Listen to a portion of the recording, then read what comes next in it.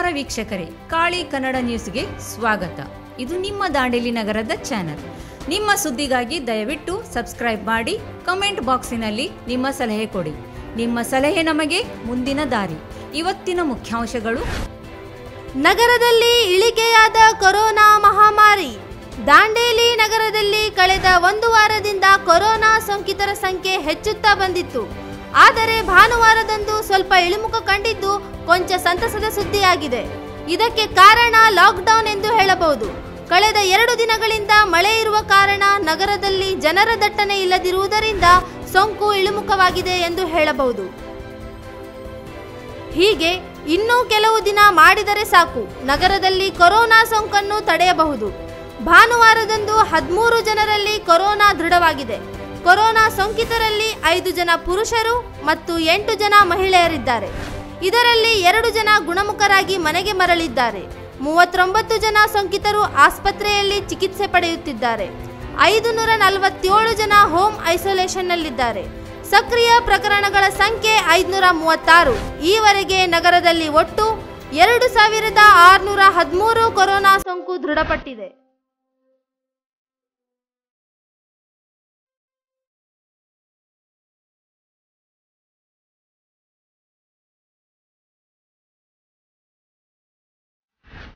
ದಾಂಡೇಲಿ ಸಂಪೂರ್ಣ ಬಂದ್. ಕೊರೋನಾ ತಡೆಯಲು ದಾಂಡೇಲಿ ನಗರ ಒಂದು ವಾರ ಸಂಪೂರ್ಣ ಬಂದ್. ಇಂದು ಕೂಡ ಲಾಕ್ಡೌನ್ ಇರುವುದರಿಂದ ರಸ್ತೆಯಲ್ಲಿ ಯಾವ ವಾಹನ ಆಗಲಿ ಜನರಾಗಲಿ ರಸ್ತೆಗಿಳಿದಿಲ್ಲ. ನಗರದ ಪ್ರಮುಖ ರಸ್ತೆಗಳಲ್ಲಿ ಪೊಲೀಸರ ಸರ್ಪಗಾವಲು, ಜನರಿಲ್ಲದೆ ವಾಹನಗಳಿಲ್ಲದೆ ಬಿಕೋ ಎನ್ನುತ್ತಿರುವ ನಗರದ ಪ್ರಮುಖ ರಸ್ತೆಗಳು. ಹೀಗೆ ಲಾಕ್ಡೌನ್ಗೆ ಉತ್ತಮ ಪ್ರತಿಕ್ರಿಯೆ ದೊರಕಿತು.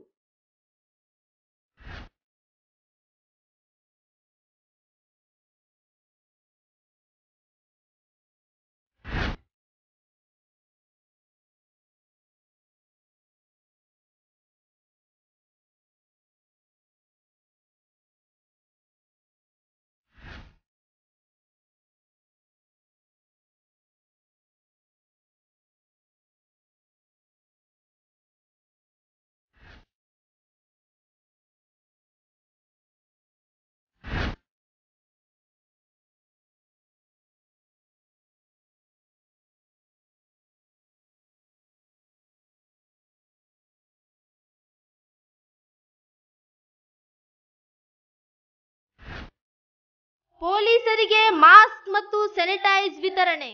ನಗರದ ಕರ್ನಾಟಕ ರಕ್ಷಣಾ ವೇದಿಕೆಯಿಂದ ನಾರಾಯಣ್ ಗೌಡ ಬಣದ ವತಿಯಿಂದ ಇಂದು ನಗರದ ಪೊಲೀಸ್ ಅಧಿಕಾರಿ ಮತ್ತು ಸಿಬ್ಬಂದಿ ವರ್ಗದವರಿಗೆ ಮಾಸ್ಕ್ ಮತ್ತು ಸ್ಯಾನಿಟೈಸ್ ವಿತರಿಸಲಾಯಿತು.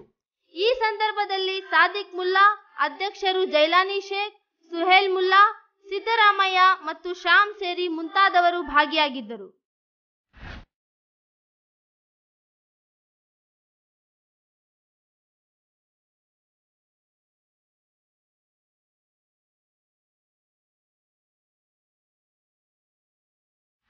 ಚರಂಡಿಯಲ್ಲಿ ಕುಡಿಯುವ ನೀರಿನ ಪೈಪ್.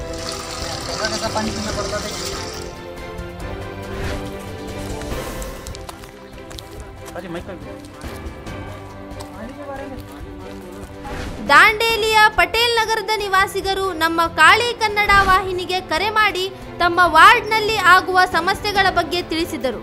ಕೂಡಲೇ ನಮ್ಮ ವಾಹಿನಿಯ ವರದಿಗಾರರು ಸ್ಥಳಕ್ಕೆ ಆಗಮಿಸಿ ಜನರಿಂದ ಅವರ ಸಮಸ್ಯೆಗಳನ್ನು ಕೇಳಿದರು. ಆ ಸ್ಥಳದಲ್ಲಿ ಚರಂಡಿಯ ಒಳಗೆ ಶುದ್ಧ ಕುಡಿಯುವ ನೀರಿನ ಪೈಪ್ ಇದೆ. ಆ ಪೈಪಿನ ಮೂಲಕವೇ ಅವರು ಶುದ್ಧ ಕುಡಿಯುವ ನೀರನ್ನು ತುಂಬಬೇಕು. ಈ ರೀತಿಯ ಸಮಸ್ಯೆ ಕಳೆದ 2 ತಿಂಗಳುಗಳಿಂದ ಆಗ್ತಾ ಇದೆ ಎಂದು ಅಲ್ಲಿಯ ಸ್ಥಳೀಯರು ನಮ್ಮ ವಾಹಿನಿಯ ಮೂಲಕ ಹೇಳಿಕೊಂಡರು. ಸರ್ ನಮಸ್ತೆ, ನಾನು ಸರ್ಫರಾಜ್ ಶೇಖ್ ಅಂತೇಳಿ ನಿಮ್ಮ ಕಾಳಿ ನ್ಯೂಸ್ ವರದಿಗಾರರಾದ. ಕೆಲವೊಂದು ಸಮಸ್ಯೆ ಪಟೇಲ್ ನಗರಲ್ಲಿ ಬಂದಿದ್ದೆ. ನೀರಿನ ಸಮಸ್ಯೆ ಅಂತಿದೆ, ಹಳ್ಳ ಸಮಸ್ಯೆ, ಕೆಲವೊಂದು ಕಡೆ ಸಮಸ್ಯೆದ ಮೇಲೆ ಸಮಸ್ಯೆ. ಆದರೆ ಈ ಪಟೇಲ್ ನಗರದಲ್ಲಿ ಬಂದಿದ್ದೀನಿ. ಪಟೇಲ್ ನಗರ ನಿವಾಸಿ ಜೊತೆಗೆ ನಾವು ಮಾತಾಡೋಣ. ಯಾವ ವಿಷಯಕ್ಕೆ ಸಮಸ್ಯೆ ಆಗಿದೆ, ನಮ್ಮೊಂದಿಗೆ ಕಾಲ್ ಮಾಡಿ ಕರೆಸಿದ್ದಾರೆ. ನೋಡೋಣ ಅವ್ರ ಜೊತೆಗೆ ಮಾತಾಡ್ಸೋಣ ಏನು ಸಮಸ್ಯೆ ಅಂತೇಳಿ. ಸರ್ ಹೇಳಿ ಸರ್, ಏನು ಸಮಸ್ಯೆ? 2 ತಿಂಗಳ ಸರ್ ಗಟ್ರ ಕೆಲಸ ಮಾಡಿದ್ದಾರೆ ಮುನ್ಸಿಪಾಲ್ಟಿ ಅವ್ರು ಬಂದು. 2 ತಿಂಗಳ ಹಿಂದೆ ಅದು ಮುರಿದು ಹೋದ್ರು ಗಟ್ರ ನಳ. ಆ ಪೈಪ್ ಹಚ್ಚಿಲ್ಲ ಅವರು. 2 ತಿಂಗಳ ಹಂಗೆ ಬಂದೈತಿ. ಈಗ ನೀರು ಹೆಂಗೆ ತುಂಬ್ತಾ ಇದ್ದೀರಾ ನೀವು? ಅದ ಗಟ್ರನ್ಯಾಗ ತುಂಬಾಕ್ತಾರೆ ಸರ್. 5 ಮನೆ ನಾವು ನೀರು ತುಂಬಬೇಕು. ಹಂಗ ತುಂಬಾಕ್ತೇವೆ ಅಲ್ಲಿ. ಎಲ್ಲರೂ ಬಂದು ಇಲ್ಲೇ ತುಂಬಬೇಕಾಗುತ್ತೆ. ಹೌದ್ರಿ, ಎಲ್ಲರೂ ಇಲ್ಲೇ ಬಂದ. ನಳ ನೋಡ್ರಿ ಆ ಕಡೆ ಐತಿ ಲೈಟ್ ಕಂಬ. ಆ ಕಲೆಕ್ಷನ್ ಅದ, ಆ ಕಲೆಕ್ಷನ್ ಇಲ್ಲಿ ಮುರಿದು ಹೋಗ್ಯಾರ ಅವ್ರು. ಅವ್ರು ಬಂದಾಗ ಅವಾಗ ಏನು ಮಾಡಿದ್ರು? ಅವ್ರು ಮಾಡಿ ಹೋಗ್ಲಿಲ್ವಾ ಹೆಂಗೆ? 3-4 ಸಲ ಹೇಳಿದ್ರು ಸರ್ ನಾವು ನಿಮ್ಮ ಕೆಲಸ ನಡೆದೈತಿ ಆದ್ಮ್ಯಾಗ ಇದು ಮಾಡಿಕೊಡ್ರಿ ಅಂತ.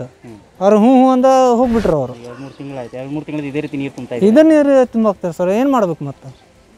ಈ ನಳ ಬಿಟ್ರೆ ಅಂದ್ರೆ ಮತ್ತೆ ಆ ಕಡೆ ಹೋಗ್ಬೇಕು ನಾವು. ಎಷ್ಟು ಮನೆಗೆ ನೀರು ಬರುತ್ತೆ ಈ ನಳ? 5 ಮನೆಗೆ 5 ಮನೆ ತುಂಬಬೇಕು. 5 ಮನೆಯಿಂದ ತಮ್ಮ ಹೆಸರು?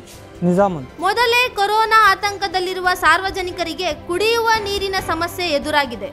ಅಧಿಕಾರಿಗಳಿಗೆ ಹೇಳಿದರೂ ಯಾವುದೇ ಉತ್ತರ ಸಿಗದೆ ಹತಾಶರಾಗಿದ್ದಾರೆ. ಕೂಡಲೇ ಸಂಬಂಧಪಟ್ಟ ಅಧಿಕಾರಿಗಳು ಎಚ್ಚೆತ್ತುಕೊಂಡು ಪಟೇಲ್ ನಗರದಲ್ಲಿ ಆಗುವ ಸಮಸ್ಯೆಗಳನ್ನು ಬಗೆಹರಿಸಬೇಕೆಂದು ಕಾಳಿ ಕನ್ನಡ ವಾಹಿನಿಯ ಕಳಕಳಿ.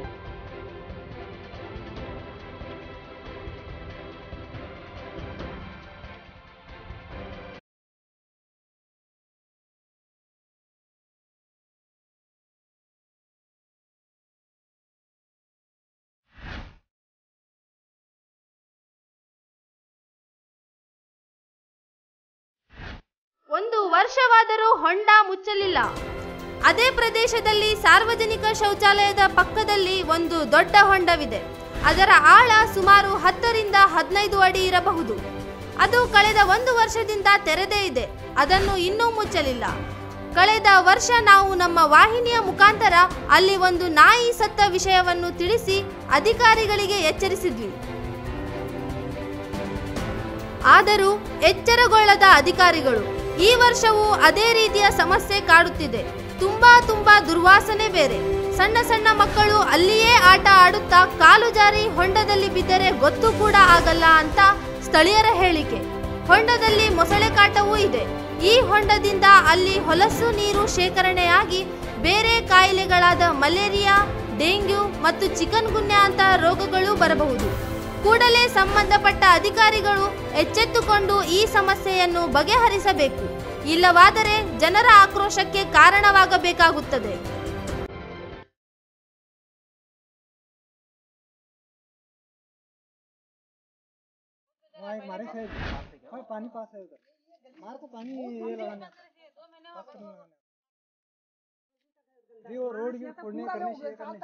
स्कूल में बच्चे पढ़ते हैं, तुम्हें छोड़ने को छोड़ रहे, सीधा छोड़ो वहाँ तक।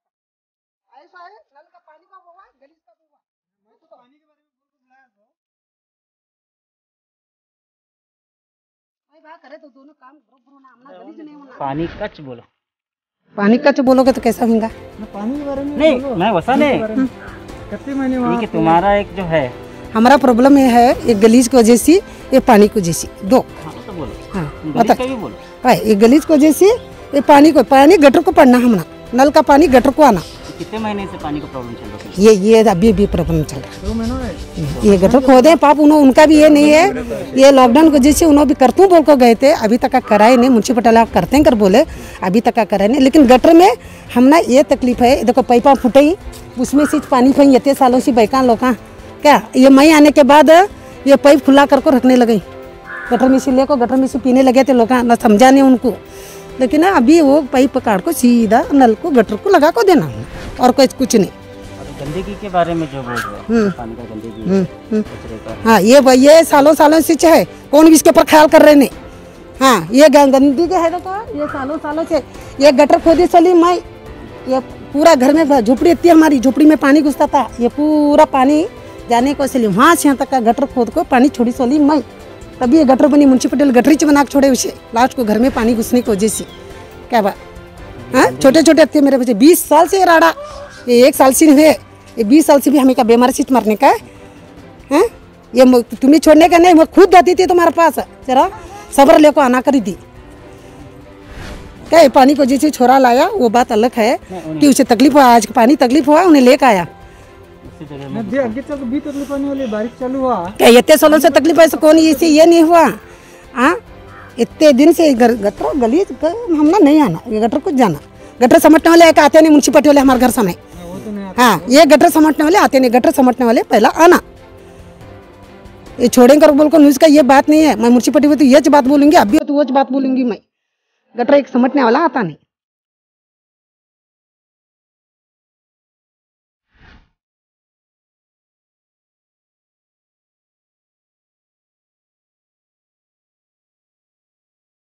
ಧರೆಗುರುಳಿದ ವಿದ್ಯುತ್ ಕಂಬಗಳು, ನಗರದಲ್ಲಿ ಕಳೆದ 2 ದಿನಗಳಿಂದ ತೌಕ್ತೆ ಚಂಡಮಾರುತದ ಪರಿಣಾಮ ಬಿಡದೆ ಗಾಳಿ ಮಳೆ ಇತ್ತು. ನಗರದ ಅಂಬೇವಾಡಿಯ G2 ಮನೆಗಳ ಹಿಂದೆ ಇರುವ ರಸ್ತೆಗಳಲ್ಲಿ ಭಾರೀ ಗಾಳಿ ಬೀಸುವುದರಿಂದ ಅನೇಕ ವಿದ್ಯುತ್ ಕಂಬಗಳು ನೆಲಕ್ಕೆ ಉರುಳಿವೆ. ಆದರೆ ಜನರಲ್ಲಿ ಕೊಂಚ ಆತಂಕ. ಕಳೆದ 2 ತಿಂಗಳ ಹಿಂದೆ ಹಾಕಿದ್ದ ವಿದ್ಯುತ್ ಕಂಬಗಳು ಕೇವಲ ಒಂದೇ ಸಲ ಬೀಸಿದ ಗಾಳಿಗೆ ಧರೆಗುರುಳಿವೆ ಎಂಬ ಆಶ್ಚರ್ಯ. ಸ್ಥಳೀಯರ ಪ್ರಕಾರ ಆ ನಗರದಲ್ಲಿ ಅಧಿಕಾರಿಗಳು ಯಾವುದೇ ಕಾರ್ಯ ಸರಿಯಾಗಿ ಮಾಡ್ತಾ ಇಲ್ಲ. ಅಲ್ಲಿ ಏನು ಆಗಿದೆ ಎಂದು ಕಣ್ಣೆತ್ತಿ ಕೂಡ ನೋಡುವುದಿಲ್ಲವೆಂದು ಆರೋಪಿಸಿದ್ದಾರೆ. ಅದಕ್ಕಾಗಿ ಈ ಪ್ರದೇಶಕ್ಕೆ ಸಂಬಂಧಪಟ್ಟ ಅಧಿಕಾರಿಗಳು ಎಚ್ಚೆತ್ತುಕೊಂಡು ಅಲ್ಲಿಯ ಸಮಸ್ಯೆಗಳನ್ನು ನಿವಾರಿಸಬೇಕು.